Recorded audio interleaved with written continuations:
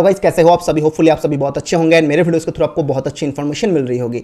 तो guys India पे अगर हम बात करें तो लोग दो तरह से फॉरेक्स पे या करेंसी पे ट्रेडिंग करते हैं, लाइक इंटरनेशनल ब्रोकर या इनलीगल ब्रोकर पे एंड सेबी रजिस्टर्ड ब्रोकर या लीगल ब्रोकर पे। 2022 से पहले कह सकते हो कि गवर्नमेंट का ऐसा कोई नोटिफिकेशन नहीं था कि कौन सा ब्रोकर लीगल है या कौन सा ब्रोकर इनलीगल है। सिर्फ बताया गया था कि जो सेबी से रजिस्टर्ड है वो बेसिकली लीगल है। लेकिन 2022 पे आरबीआई ने एक अलर्ट लिस्ट जारी किया जिसपे 75 कह सकते हो कि फॉरेक्स ब्रोकर या फॉरेक्स ऐप का नाम लेके बताया गया कि ये सभी इनलीगल है।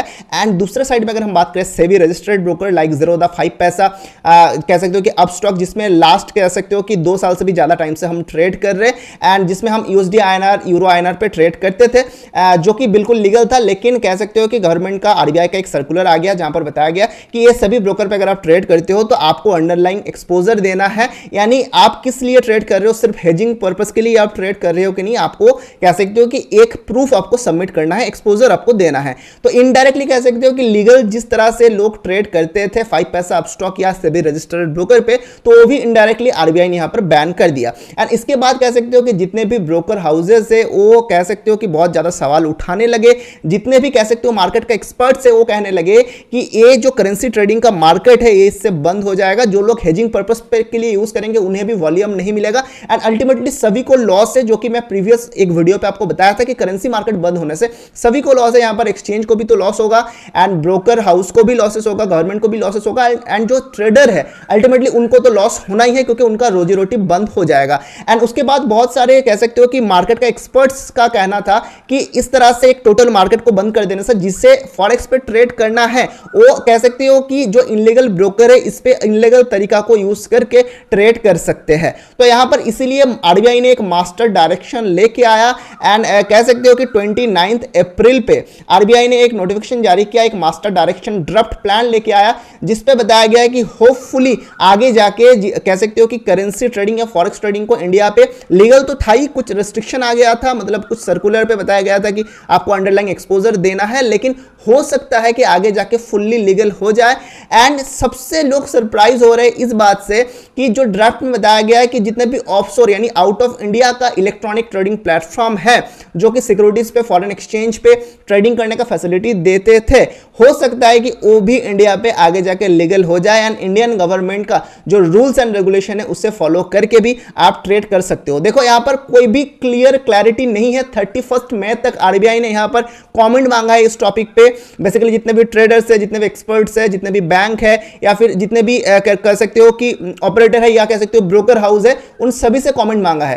तो क्या ड्राफ्ट है, क्या बताया गया है, तो ये सब कुछ मैं इस वीडियो में आपको बताने वाला हूं एक एक करके एंड मुझे जितना समझ आया है मैं आपको सब डिस्कस करने वाला हूं। सो एंड तक आप बिल्कुल बने रहिए एंड इसी तरह ट्रेडिंग रिलेटेड कंटेंट के लिए आप हमारे चैनल को सब्सक्राइब कर सकते हो। तो चलिए स्टार्ट करते हैं आज के इस टॉपिक को। आपको बिल्कुल एंड तक बने रहना है एंड लाइक अभी से इस वीडियो को कर दीजिए एंड बिल्कुल आपका क्या राय है कि आरबीआई का जो डिसीजन है कितना सही है आपके लिए, अगर आप करेंसी पे ट्रेड करते थे, आप स्टॉक पे 5 पैसा पे या कह सकते हो कि यूएसडी आईएनआर पे या यूरो आईएनआर पे, सो आप नीचे मुझे कमेंट करके बता सकते हो। सो चलिए स्टार्ट करते हैं। सो गाइस अगर नोटिफिकेशन का बात करें तो 29 अप्रैल को आया, तो लास्ट 3-4 डेज पे मैं अपने तरह से इसे रीड करने का कोशिश किया, अलग अलग मीडिया हाउसेस का वेबसाइट पे जाके एंड जो कह सकते हो ऑफिशियल नोटिफिकेशन है उसे भी पढ़ के समझने का कोशिश किया। तो मैं मेरा तरीके से जो समझा वही आपके साथ बहुत सिंपल तरीके से शेयर करने का कोशिश करूंगा।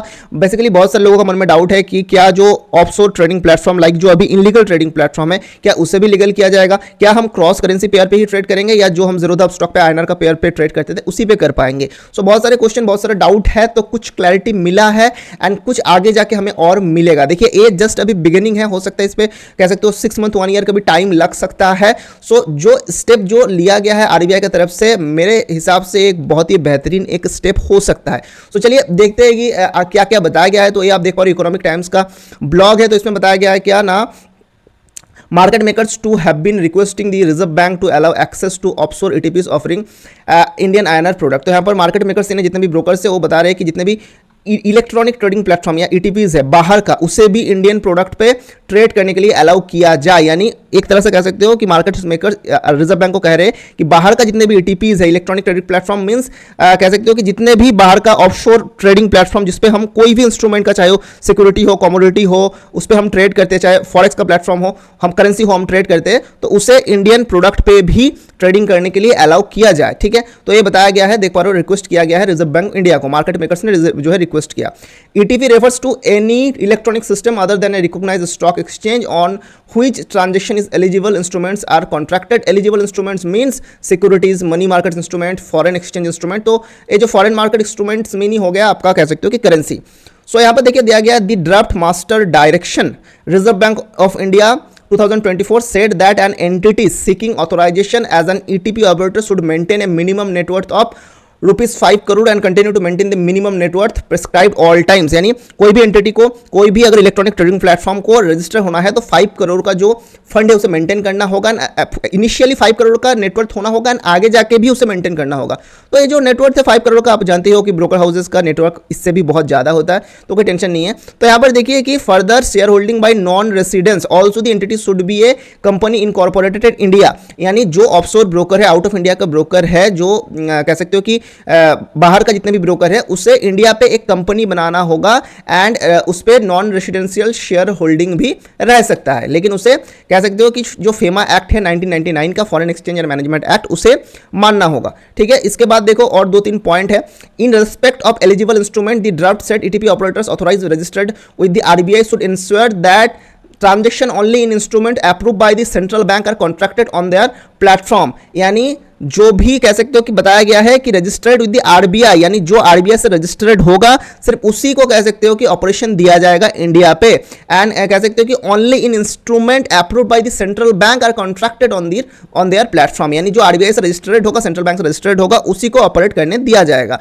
नो एंटिटी रेसिडेंट्स और non residents can operate an ETP without obtaining prior authorisation registered of reserve bank of India. इस सेम मैटर को बताया गया है। The RBI has invited comments on the draft direction from ETP operators, banks, market participants and other interested parties by 31 May 2024। क्योंकि यहाँ पर RBI ने comment मांगा है किस से ना, ईटीपी ऑपरेटर्स, यानी जो ऑफशोर ईटीपी ऑपरेटर्स है, इलेक्ट्रॉनिक ट्रेडिंग प्लेटफॉर्म का है या ब्रोकर है, उनसे भी मांगा है इस पे राय, कमेंट मांगा है, बैंक से भी इस पे कमेंट मांगे हैं, एंड मार्केट पार्टिसिपेंट्स, यानी हम ट्रेडर भी अगर चाहे तो आरबीआई को कुछ ना कुछ सजेशन दे सकते हैं। जो करेंसी मार्केट पे हम ट्रेड करते थे अभी 5 पैसा या दूसरे ब्रोकर पे, अपस्टॉक जीरोधा पे, एंड अदर इंटरेस्टेड पार्टी, कोई भी अगर इंटरेस्टेड है इस विषय पे आरबीआई को कुछ सजेशन देना तो अपना कमेंट रख सकते हैं। एक बहुत अच्छा ये जो लाइन लास्ट पे है, एक बहुत अच्छा लाइन रखा गया है। मैं करेंसी ट्रेडिंग जब बैन हुआ था, मैं आपको बता रहा था कि यहाँ पर आरबीआई देखो देख रहे हैं आप, इतना बड़ा कह सकते हो कि इतने सारे बैंक को जो चलाते हैं, बेसिकली उनको पता है कि अगर हम करेंसी ट्रेडिंग को बैन करेंगे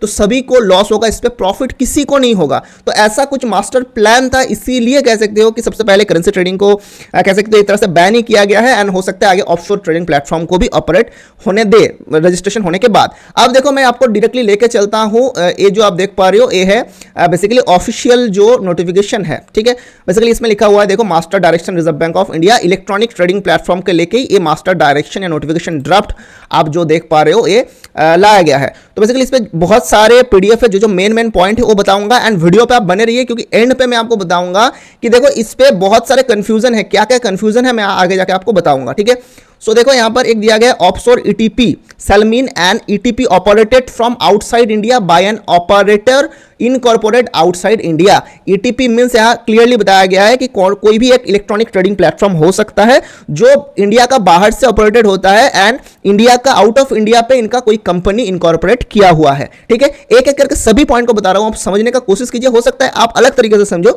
आपका भी अगर कोई पर्टिकुलरली राय होगा आप कमेंट पे मुझे दे सकते हो। तो यहां पर देखो ये जितने भी वर्ड को यूज किया गया है ना बहुत कॉम्प्लिकेटेड है, तो उतना डीप हमें इसका नॉलेज नहीं है, लेकिन जितना मुझे समझ आया है 2-3 दिन पे वही आपके साथ शेयर कर रहा हूं। So eligibility criteria for authorisation of ETP, ETP के लिए रजिस्ट्रेशन के लिए क्या क्या क्राइटेरिया है, तो जनरल क्राइटेरिया पर रखा गया है the entity shall be a company corporated in India, यानी जो भी ट्रेडिंग प्लेटफॉर्म को रजिस्टर होना होगा उससे सबसे पहले इंडिया पे एक कंपनी बनाना होगा। ठीक है, share holding bye non residents if any in the entity seeking authorization as an ETP operator shall conform to all applicable laws and regulation, यानी शेयर होल्डिंग नॉन रेसिडेंशियल कोई पर्सन है वो भी शेयर होल्डिंग पे रह सकते हैं company का, एंड जितने भी foreign exchange and management act है यानी जो फेमा एक्ट है उसका रूल्स रेगुलेशन को फॉलो करके उसे काम करना होगा। फाइनेंशियल क्राइटेरिया में मैंने आपको ऑलरेडी बता दिया कि 5 करोड़ रहना चाहिए नेटवर्थ एंड उसी को मेंटेन करना है आगे जाके। चलो ये तो कोई भारी बात नहीं है क्योंकि ब्रोकर हाउसेस के पास 5 करोड़ से ज़्यादा ही ऑलमोस्ट नेटवर्थ होता है। तो इसके बाद और भी बहुत सारा डिटेल लिखा गया है जो मेन मैंने आपको बताता हूँ। देखो यहाँ पर ऑपरेटिंग फ्रेमवर्क पे लिखा गया है कि किस तरह से ऑपरेट किया जाएगा, एक फ्रेमवर्क यहाँ पर तैयार किया जा रहा है। Identify its member uniquely using legal entity identifier यानी LEI एंड और परमानेंट अकाउंट नंबर यानी पैन, यानी जो ये इलेक्ट्रॉनिक ट्रेडिंग प्लेटफॉर्म होगा वो अपने मेंबर को क्या कर पाएंगे ना, आइडेंटिफाई कर पाएंगे बाय यूजिंग LEI या फिर परमानेंट अकाउंट नंबर यानी पैन। यानी बहुत सारे होता है ना फॉरेन ब्रोकर्स पे आप कोई भी डॉक्यूमेंट को अपलोड कर दो या विदाउट KYC भी आप अकाउंट खोल सकते हो, ऐसा नहीं होगा। आपको पैन को लेके परमानेंट अकाउंट नंबर को अपलोड करना होगा, उसके बाद ही आप जो है अकाउंट ओपन कर पाएंगे। इसलिए बताया गया है कि ये अपने यूजर्स को आइडेंटिफाई करेंगे पैन नंबर से या LEI नंबर से, ठीक है। देखो, make available pre trade information such as bid offer prices related quantities depth of trading interest और such other information to its member in a fair and non discriminatory basis consistent. तो देखो यहाँ पर कोई भी एक ट्रेडिंग प्लेटफॉर्म आपको पता है कि बीड आस्क प्राइस ऑफर, ठीक है, प्री डाटा, ठीक है, टोटल OI, जितना भी इंफॉर्मेशन है एक ट्रेडिंग प्लेटफॉर्म पे रहना चाहिए, जो कि हम NSE पे, BSE पे या MCX पे ट्रेड करते हैं या क्रिप्टो पे ट्रेड करते हैं। आप देखना बीड ऑफर, आस्क ऑफर, ठीक है, मार्केट प्राइस, जो ऑर्डर लिस्ट है, ठीक है, ऑर्डर बकेट है, ये सब कुछ जो इंफॉर्मेशन है वो अवेलेबल होता है, जो हम सबसे पहले ट्रेड करने के लिए ट्रेड करने से पहले हम उससे देखते हैं कि कितना ऑर्डर लगा हुआ है, बिड प्राइस क्या है, आस्क प्राइस क्या है। तो ये सभी जो ऑप्शन है वो रहना होगा प्लेटफॉर्म पे, जिसे कहा जा रहा है प्री ट्रेड इंफॉर्मेशन। यानी सभी प्री ट्रेड इंफॉर्मेशन जो कह सकते हो कि प्लेटफॉर्म है उस पर रहना होगा। अगर आप कोई भी आउट ऑफ इंडिया का ब्रोकर पे कभी भी ट्रेड किए हो, आप देखना कि प्री ट्रेड इंफॉर्मेशन उस पर होता नहीं है ज्यादातर। बिड प्राइस, आस्क प्राइस या जो ऑर्डर बुक है, ठीक है, ये सब कुछ होता नहीं है। ये नॉर्मली जितने भी रजिस्टर्ड प्लेटफॉर्म है इंडिया पे, NSE, BSE या फिर MCX पे जितना भी ट्रेड होता है, जो ब्रोकर के थ्रू आप ट्रेड करते हो, वो सभी में आप देखना कि बिड ऑफर, आस्क ऑफर, उसके बाद जो ऑर्डर बुक है, यानी प्री ट्रेड इंफॉर्मेशन टोटली उस पर अवेलेबल होता है, ठीक है। तो ये एक बहुत इंपॉर्टेंट यहाँ पर जो ऑप्शन, जो कह सकते हो कि लाइन है वो दिया गया है। Make available post trade information such as the price, volume, time of transaction और such other information to its member in a fair and non discriminatory basis consistent with the rules governing transaction. तो यहां पर देखो clearly बताया गया है कि यहां पर पोस्ट प्री ट्रेड इंफॉर्मेशन भी होना चाहिए एंड पोस्ट ट्रेड इंफॉर्मेशन भी होना चाहिए। यानी जब भी आप ट्रेड ले रहे हो तो किस प्राइस पे आपका ऑर्डर एग्जीक्यूट हुआ है, ठीक है, किस प्राइस पे आपने एंट्री किया है, आपका प्रॉफिट या लॉस कितना हुआ है, कितना पॉइंट्स का आपका प्रॉफिट या लॉस हुआ है, उस पर आपको ब्रोकरेज कितना देना पड़ रहा है, तो ये टोटल इंफॉर्मेशन लेकिन उस पर होना चाहिए, ठीक है। तो ये पोस्ट ट्रेड इंफॉर्मेशन ज्यादातर ब्रोकर पे ही होता है, ऑफशोर ब्रोकर पे भी देखने को मिलता है, लेकिन आई डोंट नो कि ये pre trade information I think होता नहीं है जितने भी इंटरनेशनल ब्रोकर है, ठीक है। अब देखो नेक्स्ट जो ऑप्शन है सर्वेलेंस का, and ETP operators shall implement system and controls to ensure fair and orderly trading to maintain market integrity and monitor trading activity on a real time and post facto basis. तो यहाँ पर उन्हें एक surveillance के लिए भी देखना होगा कि जो फेयर ट्रेड हो, कोई कह सकते हो कि ऐसा एक्टिविटी ना हो जिससे यूजर्स का लॉस हो। तो हमेशा अपना यूजर्स को जब जो डाटा है उसे मॉनिटर करके रखना होगा ताकि कुछ भी गड़बड़ ना हो। ट्रांसपेरेंसी में बताया गया है कि implement a fair, non discriminatory and transparent fee structure for its member. यानी फी ऐसा रखना होगा कि बहुत ज्यादा ना हो, बिल्कुल फेयर एक फी होना चाहिए ताकि सभी ट्रेडर आके यहाँ पर आसानी से ट्रेड कर पाए। तो अगर आप देखोगे ये जो पॉइंट हाईलाइट किया हुआ है तो बहुत वाइटल कह सकते हो कि कुछ इंफॉर्मेशन को यहां पर दिया गया है। तो आप सोच सकते हो कि आरबीआई ने कितना डीप रिसर्च किया है कि ऐसा ना हो कि आप जिस प्लेटफॉर्म पे ट्रेड कर रहे हो उस पर फी बहुत ज्यादा है या स्वैप वगैरह बहुत ज्यादा है। तो इसलिए बताया गया है कि एक फेयर कह सकते हो कि फी रखना होगा। तो यूजर्स या रिटेल ट्रेडर का कितना ज्यादा ध्यान रखा गया है इस ड्राफ्ट पे आप समझ सकते हो, ठीक है। सो इसके बाद अगर हम देखें तो देख पा रहे हो आप यहां पर ऑफशोर ईटीपी के लिए अलग सा एक कॉलम है। Operators of offshore ETPs that seek to register with the Reserve Bank in India fulfil the following criteria. ये सब क्राइटेरिया को फुलफिल करना होगा। तो the operator is incorporated in a country which is a member of the Financial Action Task force.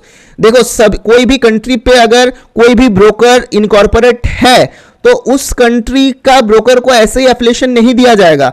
ऐसा country जो कि financial Action Task force का, ठीक है, अच्छे से समझो, ऐसा कंट्री जो एक मेंबर है financial Action Task force committee का, तो उसी कंट्री पे अगर उस ब्रोकर का, ठीक है, उस इलेक्ट्रॉनिक ट्रेडिंग प्लेटफॉर्म का कंपनी इनकॉर्पोरेटेड है तो ही उसे कह सकते हो कि आगे एलिजिबल होगा कह सकते हो कि रजिस्ट्रेशन करने के लिए, ठीक है। तो ऐसे ही अगर कोई छोटा मोटा कंट्री का रजिस्ट्रेशन है या इनकॉर्पोरेट है कंपनी, तो वो आके यहाँ पर कह सकते हो कि एलिजिबल नहीं होगा रजिस्टर करने के लिए। उसे फाइनेंशियल एक्शन टास्क फोर्स का जो मेंबर है उसी कंट्री पे, वो जितना लिस्ट कंट्री का वही कंट्री पे कंपनी इनकॉर्पोरेट होना होगा। The operator of the transaction on this offshore ETP are regulated by the financial market regulator of the country where the operator is incorporate और where the transaction are contracted. देखिए ये भी एक बहुत vital point है कि बहुत सारे होता है ना, बहुत सारे बी बुक ब्रोकर होता है कि जिसका कोई लाइसेंस ही नहीं है, ठीक है। तो ऐसा ब्रोकर जो फाइनेंशियल एक्शन टास्क फोर्स का मेंबर है, ऐसा कंट्री पे कंपनी इनकॉर्पोरेट रहना होगा। एंड उसके साथ साथ याद रखिए, उसके साथ साथ क्या होगा ना, उस कंट्री का जो भी फाइनेंशियल रेगुलेटरी लॉ है उसका लाइसेंस भी उसके पास होना होगा, तो ही क्या होगा ना, उन्हें वो एलिजिबल होंगे इंडिया पे रजिस्टर होने के लिए। ये भी एक बहुत वाइटल पॉइंट है, क्योंकि बहुत सारे मार्केट पे ब्रोकर है जिसके पास कोई लाइसेंस नहीं है, कुछ नहीं है, वो कोई एक आइलैंड से ऑपरेट होता है, ठीक है। वो अगर चाहे आके एलिजिबल नहीं होंगे रजिस्टर होने के लिए। तो यहाँ यूजर्स का सिक्योरिटी का भी बहुत ही ज्यादा ख्याल रखा गया है आरबीआई की तरफ से।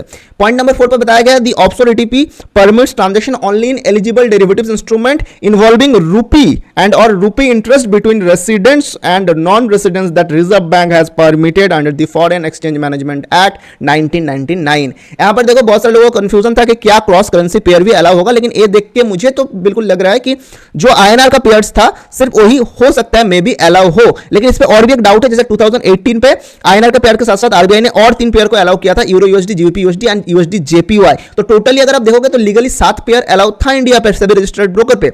लेकिन अनफॉर्चुनेटली जो 3 क्रॉस करेंसी पेयर है उस पर वॉल्यूम ही नहीं था। अब वॉल्यूम नहीं रहेगा तो उस पर आप ट्रेड भी नहीं कर पाओगे, सिर्फ हम यूएसडी आईएनआर, यूरो आईएनआर पे ही, या जीबीपी आईएनआर और जेपीवाई आईएनआर, ठीक है, यही सब पे ही हम ट्रेड करते थे। तो क्लियरली यहां पर बताया गया है कि आईएनआर का जो डेरिवेटिव्स इंस्ट्रूमेंट है, जो सिलेक्टेड इंस्ट्रूमेंट है, उसी पे कह सकते हो कि सिर्फ ट्रेडिंग होगा। अब इस पे भी कुछ डाउट बनता है, ठीक है। The offshore ETP does not allow transaction between residence, ये बहुत इंपॉर्टेंट एक जो पॉइंट है। देखिए बहुत सारे ये सब ब्रोकर पे क्या होता था ना कि आप एक दूसरे को पैसे भेज सकते थे। लाइक मेरा एक कोई इंटरनेशनल ब्रोकर पे अकाउंट है एंड आपका भी एक अकाउंट है, मैं आपका अकाउंट नंबर देके ब्रोकर टू ब्रोकर पैसा ट्रांसफर कर सकता था। लेकिन अगर इंडिया के अंदर रजिस्टर हो जाए तो ये अलाउ नहीं होगा कि आप 2 रेसिडेंस अपने आप पे जो फंड है, ठीक है, ट्रांजेक्शन है, उसे करें, ठीक है। सो इसके बाद अगर आप देखेंगे तो एप्लीकेशन फॉर्म दिया गया है ईटीपीस के लिए कि वो अप्लाई कर सकता है, क्या क्या डॉक्यूमेंट्स होने चाहिए। तो ये सब आपको देख के कोई फायदा नहीं है, हम रिटेल ट्रेडर को देख के यहाँ पर कोई फायदा नहीं है। तो यही रहा कुछ, ठीक है। अब देखो मेरा यहाँ पर कुछ मुझे डाउट है। फर्स्ट डाउट है कि जितने भी आप देखेंगे कि इंटरनेशनल ब्रोकर है उस पर क्या होता है, उस पर जैसे कि मैंने बताया प्री मार्केट कोई ऑर्डर नहीं होता है, कोई ऑर्डर बुक नहीं रहता है, मार्केट ट्रेड्स जो हो रहा है उसका भी कुछ डाटा नहीं होता है। बेसिकली वो क्या करते हैं, कोई लिक्विडिटी प्रोवाइडर है उनसे लिक्विडिटी लेते हैं एंड उस पे लोग क्या करते हैं, ब्रोकर के साथ ट्रेड करते हैं। यानी यहां पर ट्रेड हो रहा है ब्रोकर, हम नॉर्मली इंडियन एक्सचेंज पे, सेबी रजिस्टर्ड एक्सचेंज पे, या कह सकते हो कि एफआईयू रजिस्टर्ड जितने भी क्रिप्टो एक्सचेंज है उस पे क्या करते हैं, पर्सन टू पर्सन ट्रेड करते हैं। यानी आप अगर बाय कर रहे हो, आगे कोई बैठा हुआ है वो सेल कर रहा है, तो एक ट्रेड ऐसा एग्जीक्यूट होता है। लेकिन जितना मुझे पता है कि जो इंटरनेशनल ब्रोकर है ये सभी पे हम जो लोग ट्रेड करते हैं ब्रोकर के साथ यूजर्स का, यानी दोनों यूजर्स का यहां पर कुछ भी, दोनों यूजर्स के बीच में कुछ भी ट्रेड नहीं होता है। ब्रोकर के साथ यूजर्स ट्रेड करते हैं, यूजर अगर लॉस करेगा तो ब्रोकर प्रॉफिट करेगा, यानी ब्रोकर अगर प्रॉफिट करेगा तो यूजर लॉस करेगा, ठीक है। तो एक तरह से कह सकते हो ये डब्बा ट्रेडिंग कह सकते हो कि एक डब्बा ट्रेडिंग का तरह होता है उस पे। तो अगर ये इंडिया में रजिस्टर्ड हो जाए तो आपको ध्यान में रखना है कि ये जो डब्बा ट्रेडिंग है चलाते हैं, ठीक है, ये पॉसिबल नहीं होगा। अब आप सोचो कि 90% ट्रेडर लॉस करते हैं मार्केट पे, 90 to 95% ट्रेडर, तो ये जितने भी इनलीगल प्लेटफॉर्म है कितना पैसा आपके थ्रू कमाते हैं। एंड देखो यहां पर आपको ध्यान पे रखना है, क्या वो, ठीक है, इंडिया पे इनलीगल होने के बाद भी इनलीगल तरीके से चल रहे लूपहोल्स को यूज करके या कुछ भी करके हो, क्या वो अपना जो इतना प्रॉफिटेबल काम है उसे छोड़ के क्या इंडिया पे रजिस्टर करेंगे? ये बहुत इंपॉर्टेंट एक क्वेश्चन है, ठीक है। यही मैं सोच रहा हूं क्योंकि इनको तो आदत से बन गया है कि जो स्वैप है, जो स्प्रेड है, उसे कम ज्यादा करके यूजर्स को लॉस कराओ एंड यूजर अगर लॉस करेगा ऑब्वियसली हमें प्रॉफिट होगा। लेकिन ये जो इनका कह सकते हो कि 2 नंबर का धंधा है वो रजिस्ट्रेशन होने के बाद चलेगा नहीं। उस पर बेसिकली क्या है ना, जैसे हम डेल्टा एक्सचेंज पर ट्रेड करते हैं, एफआईयू रजिस्टर्ड जितने भी एक्सचेंज उस पर ट्रेड करते हैं, या सेबी अप्रूव जितने भी एक्सचेंज उस पर ट्रेड करते हैं, ब्रोकर उस पर ट्रेड करते हैं कि मैं अगर बाय कर रहा हूं, सामने वाला कोई है वो सेल कर रहा है, तो दोनों दोनों बाय सेल मिला के एक ट्रेडिंग वॉल्यूम जनरेट होता है, उसी तरह लिक्विडिटी बनता है। अब मैं बाय कर रहा हूं तो उस टाइम पे कुछ फी दे रहा हूं, कोई अगर सेल कर रहा है उस टाइम पे कुछ फी दे रहा है। ब्रोकर का या इलेक्ट्रॉनिक ट्रेडिंग प्लेटफॉर्म का सिर्फ मतलब यही है फी का, ठीक है, सिर्फ उनको फी से मतलब है। लेकिन ये जितना भी इंटरनेशनल ब्रोकर है, ये ज्यादातर ब्रोकर कह सकते हो कि डब्बा ट्रेडिंग कराता है, उस पर मतलब वॉल्यूम का या लिक्विडिटी का कुछ यहां पर खेल होता नहीं है, जितना मुझे पता है। मैं अगर रॉन्ग हूं तो आप मुझे कमेंट करके बताना,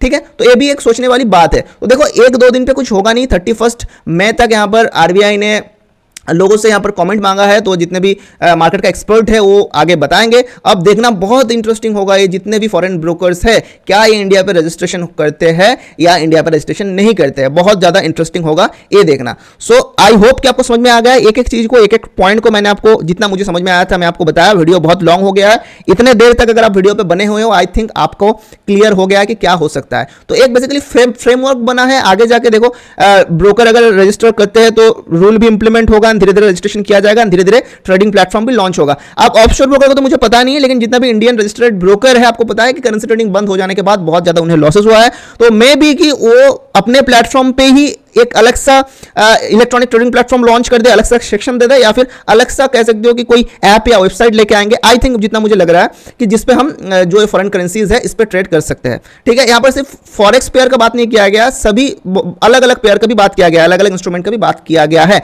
लेकिन ज्यादातर मेरे ख्याल से इसे लाया गया है फॉरेक्स मार्केट के लिए ही, क्योंकि आरबीआई को भी पता है कि जब से करेंसी ट्रेडिंग इंडिया पे कह सकते हो एक तरह से बैन, इनडायरेक्टली बैन किया गया है, उसके बाद से क्या करेंगे, बहुत सारे ट्रेडर्स है जो इनलीगल तरीके से फॉरेन ब्रोकर्स पे फिर से जाके ट्रेड करने का कोशिश करेंगे, ठीक है। सो आई होप कि आपको पता लग गया है। एंड इसी तरह अगर आप ट्रेडिंग रिलेटेड कंटेंट पाना चाहते हो तो आप हमारे चैनल को सब्सक्राइब कर सकते हो। सो मिलते हैं नेक्स्ट वीडियो में। आपका राय क्या है आप नीचे मुझे बिल्कुल कमेंट करके बताइए।